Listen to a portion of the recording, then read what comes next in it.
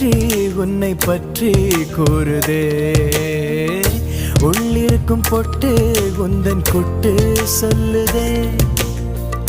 என்னுடைய பார்வை கழுகு பார்வை தெரிஞ்சுக்கோ. எனக்கு இருக்கும் சக்தி பராசக்தி புரிஞ்சுக்கோ. கால் கொலுசு தான் கலக்குது.